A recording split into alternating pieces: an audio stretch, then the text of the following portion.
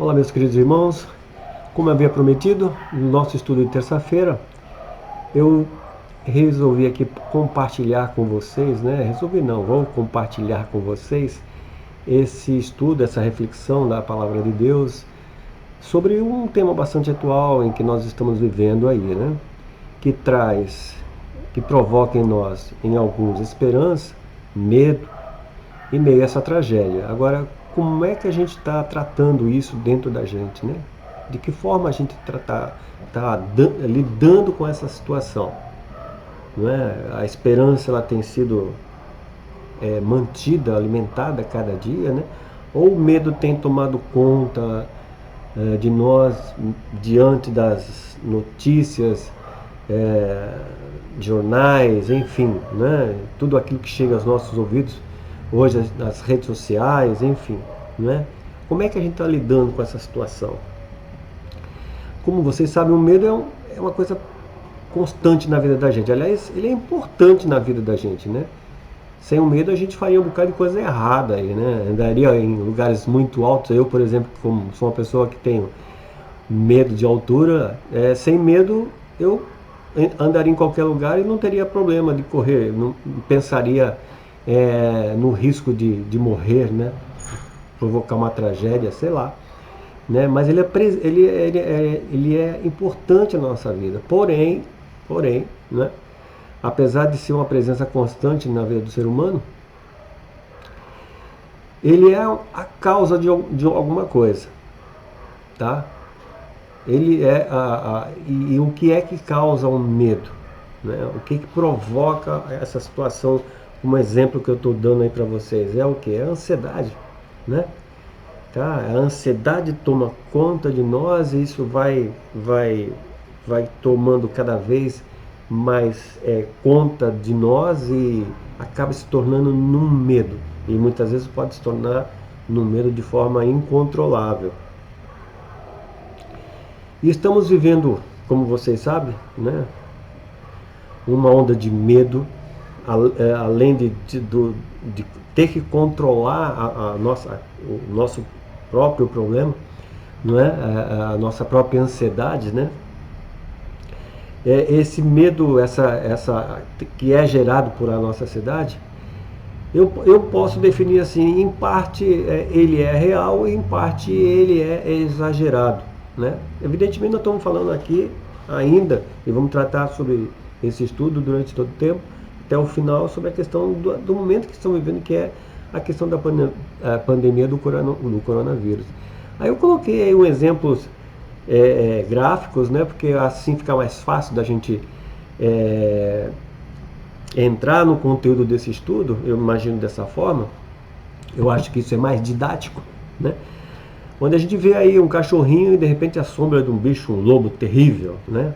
E aí eu pus a imagem de uma TV e um logo de um jornal muito antigo, que inclusive acho que nem mais está em circulação. Mas o fato é que esse jornal só trazia tragédia. Era um jornal que as pessoas costumavam dizer que se torcesse pingava sangue, né? Os mais antigos vão se lembrar desse jornal, né? E a gente vê as nossas emissoras de TV, as grandes emissoras sobretudo, né, trazendo notícias de forma exagerada, né, onde hoje a gente só vê morte por conta dessa pandemia. Não se morre mais de outra situação, por mais que se denuncie e tal. Então, eu estou querendo dizer que eu sou contra o noticiário, de não trazer essas notícias? Não, não é isso.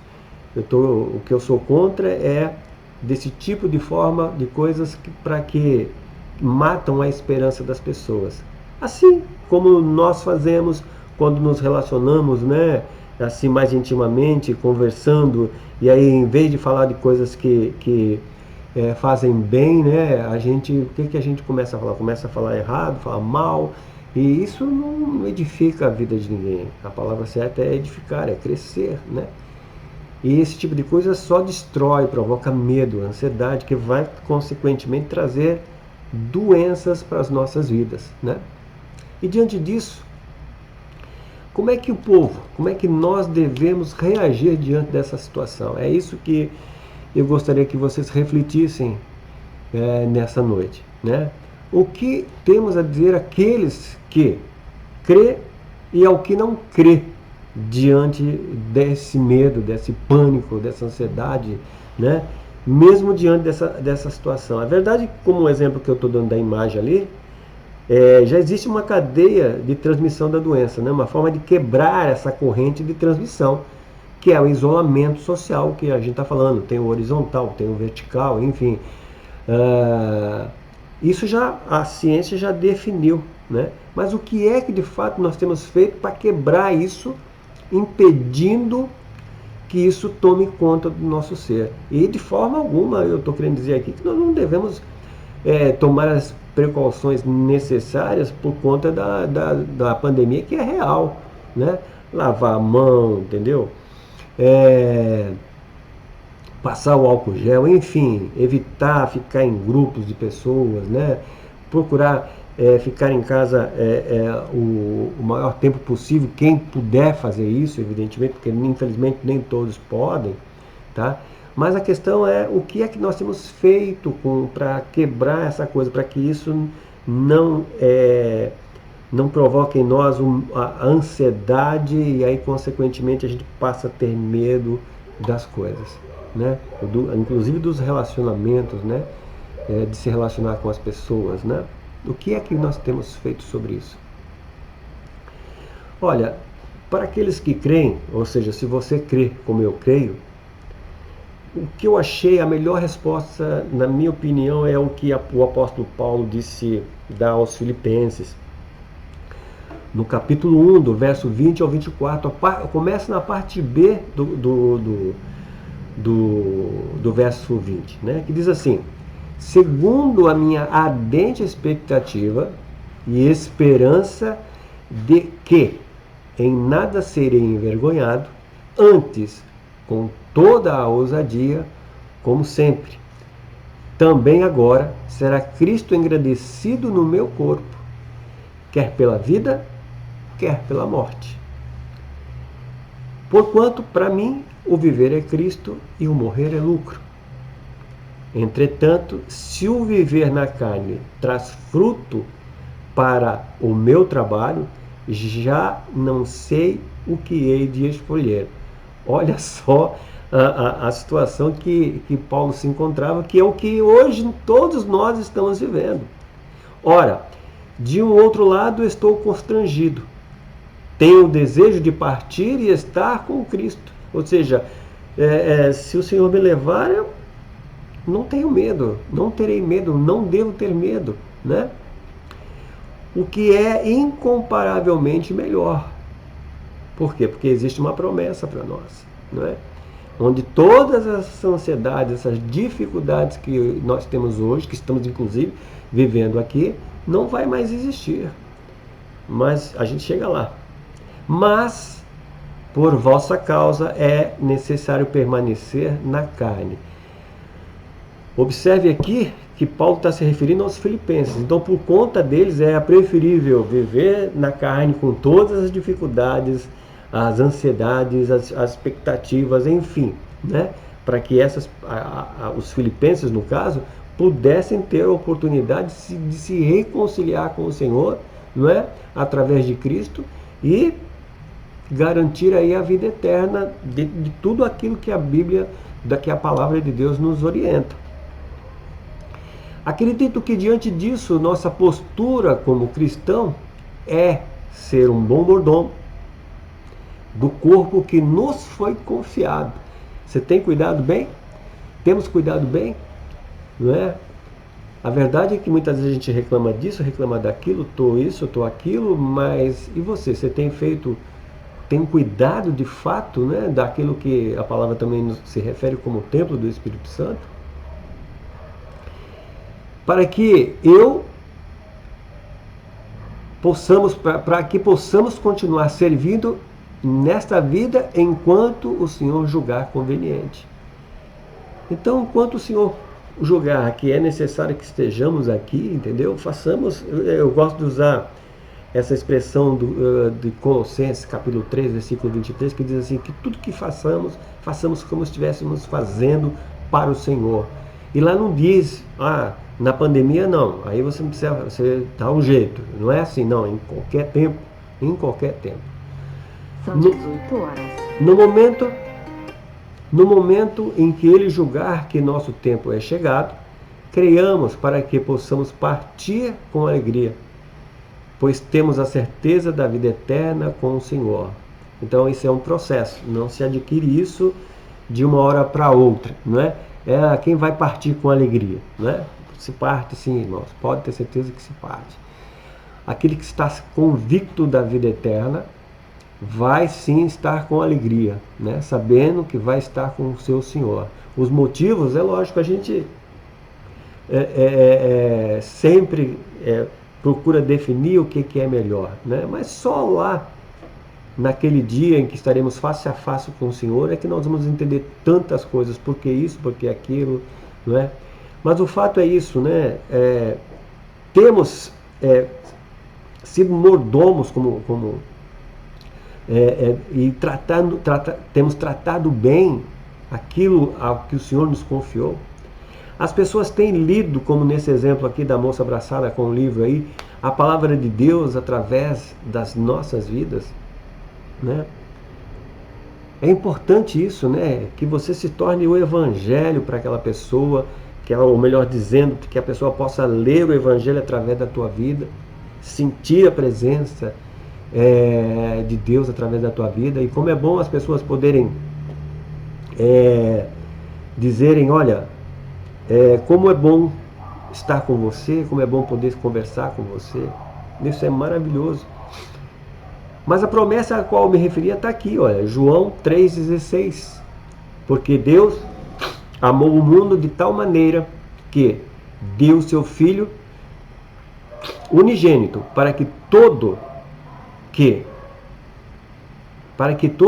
o que nele crê não pereça, mas tenha vida eterna. Observe que João fala assim, para todo o que nele crê. Então, a qualquer um, né? Então, se você quer isso, né? Porque é um grande engodo, né? Esse negócio de dizer assim, não, quem disse que tem vida eterna, não tem nada. Se fosse assim, por que as pessoas se preocupam tanto de manter a juventude, né? Sabe? Tanto homem quanto mulher, né? A vaidade hoje não é uma coisa só da mulher, é uma coisa do homem, né? Mas vamos lá. E os que não reconhecem o senhorio de Jesus, o que dizer a eles? Como passar aqueles para quem morrer não é lucro, né? Ou seja, como ministrar para aqueles que morrer não é lucro, mas o passo final da sua jornada para a perdição? Analisemos algumas considerações a respeito, né? Porque além disso tem aqueles que recusam diretamente e tem o caso também de muitos que cansam, né? O crente que cansam, né? Aquela semente que não cai na boa terra, né? Não é boa terra, enfim. O escritor C.S. Lewis, a quem é atribuído essa frase muito interessante, que diz assim, né? A tragédia é o megafone de Deus, pois diante dela é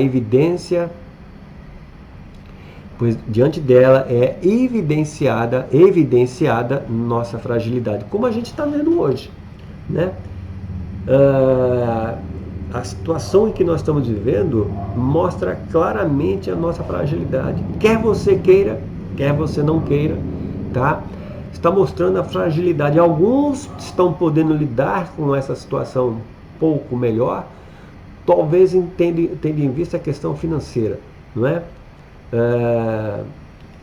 Podem pedir alimentação pelo delivery, enfim, né? Mas muitos estão tendo sérias dificuldades e estão dependendo da ajuda e do amor de muitos, não é? E mostrando para cada um de nós a fragilidade, né? A fragilidade humana, onde a gente vê pessoas aí de expressão na sociedade, são noticiadas que faleceram, enfim, né? Mas tendo em vista essa situação, então tudo hoje fica aí, morreu do quê? Né? Foi por conta dessa pandemia que aconteceu, né? O que, volto lá ao texto anterior, né, há um certo exagero nessa situação, né, nessas informações, né? Conseguimos até mascarar o nosso vazio interior e as nossas dúvidas sobre a eternidade. Mas diante da proximidade da morte, todo homem se depara com a questão do destino eterno. É uma situação que também, querendo você ou não, não é? Naquele dia, naquele momento em que ninguém sabe, não é? Quando será, e que bom que é dessa forma, né? Porque sem ser dessa forma, nós já vivemos aí numa ansiedade terrível, porque, sobretudo sobre essa questão no que diz respeito à morte, e o que vai ser depois da morte, né? Enfim, todo homem se depara com essa questão de destino eterno. Como é que vai ser? Sendo assim, entre tudo o que podemos e devemos fazer como cristãos, destaco a nossa responsabilidade de proclamar a esperança que há em nós, né? A palavra certa seria essa mesmo, né? Com referência a isso, o que temos feito, né? Temos levado o quê? Medo, esperança para as pessoas. No começo, né, nós falamos esperança, medo. O que é que temos levado para as pessoas, né? Qual a palavra, né? Mais adiante a gente vai ler sobre isso, o que é, as pessoas vão perguntar para ti, né? Eu costumo dizer para minha esposa sobre isso, quando te perguntarem algo acerca disso, acerca das coisas de Deus, não fale, responda, né? Até porque a palavra de Deus nos orienta muito claramente sobre isso, e todo mundo se preocupa, né? Porque todo mundo quer isso, quer aquilo, com referências ao entendimento da palavra de Deus. Não vos preocupeis com o que haveis de dizer, porque o Espírito Santo há de falar através dos vossos lábios, né? Mas, sobretudo, é importante que para que isso aconteça, é necessário que tenha conhecimento da palavra de Deus, né? Nós não estamos falando aqui de bonzinho, de ser bonzinho, isso faz parte, mas não é tudo. É importante que a verdade, que é a palavra de Deus, prevaleça. Diz assim em 1 Pedro capítulo 3, verso 15: Antes santificai a Cristo como Senhor em nosso coração, estando sempre preparados para responder a todo aquele que vos pedir razão da esperança que há em vós. Que foi exatamente o que eu acabei de falar para vocês agora, né? Vou repetir: antes santificai, ou seja, seja puro, seja separado, seja consagrado, seja exclusivo do Senhor. Não está aqui e está ali, né? Serve aos dois senhores, né? Aí você faz a análise da sua vida que você achar que deve fazer. Mas a quem você tem verdadeiramente servido, né? Mas como Senhor em nosso coração, estamos sempre preparados para responder a todo aquele que vos pedir razão da esperança que há em vós. Maravilhoso isso, não é? Tá? Então, ter a certeza de fazer parte disso, de levar esperança para as pessoas, não é? E não ficar preocupado, né? Que essa palavra vai transformar a vida. Irmãos, cada um tem um tempo diferente, né? Faz uma análise sua, não é? Faz uma análise sua, faz uma retrospectiva da sua vida. Veja se você foi sempre dessa forma como você é hoje com o Senhor, não é? Cada um tem um tempo, não é? Finalizamos nosso estudo com as últimas instruções de Timóteo, melhor dizendo, a Timóteo, dada por Paulo, que escreveu lá em 2 Timóteo, capítulo 1, do verso 1 ao 5, que diz assim: perante Deus e Cristo Jesus, que há de julgar vivos e mortos pela sua manifestação e pelo seu reino. Tem pessoas que não acreditam nessa palavra. Morreu, acabou. Tudo bem. É um direito que a pessoa tem. E temos que respeitar isso. Entendo dessa forma, né? Mas creiamos nessa palavra, pura e simplesmente. Aí Paulo fala o seguinte: prega a palavra, insta, quer seja oportuno, quer não. Ou seja, aqui não é o lugar, mas se houve ali a interpelação com uma pessoa, ou seja, estamos sempre preparados para responder a todo aquele que vos pedir razão da esperança que há em vós. Então, não importa se o momento é oportuno ou não. Aconteceu isso? Não fale. Dê a resposta que a pessoa precisa. E a resposta você sabe qual é, da palavra de Deus, acerca das maravilhas que o Senhor tem feito na tua vida.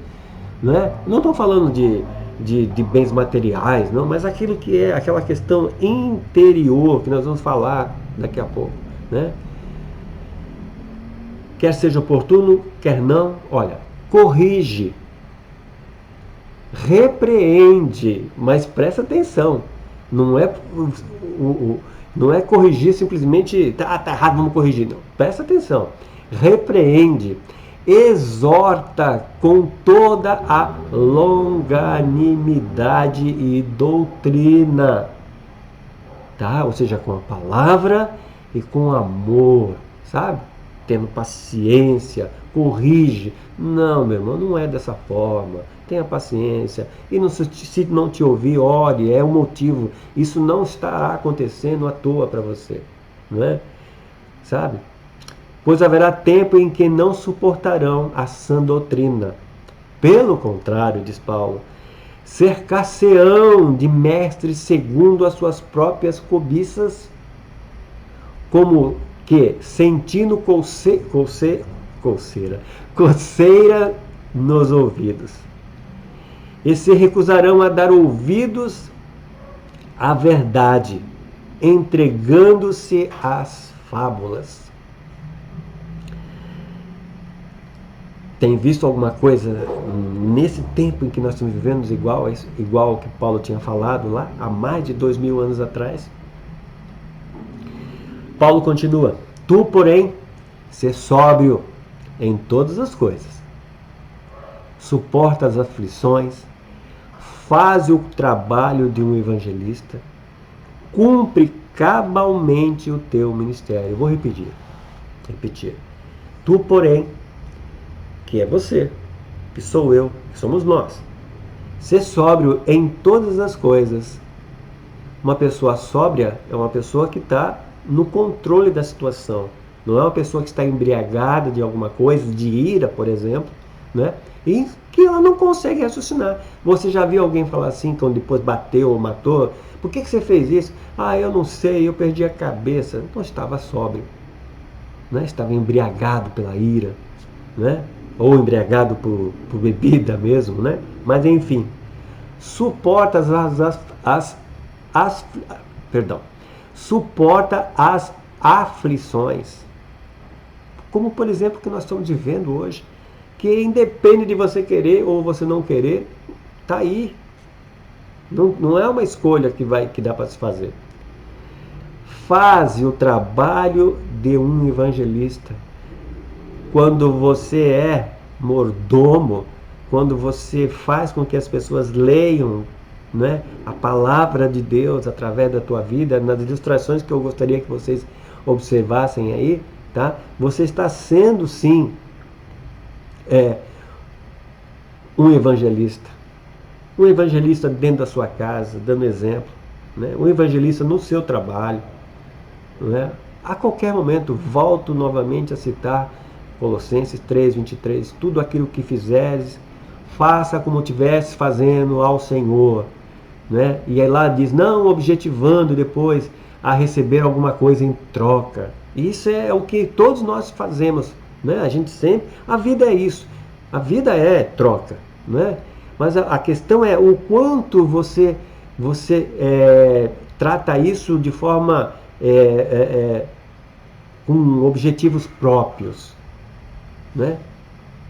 Sabe? Pensando só em você, né?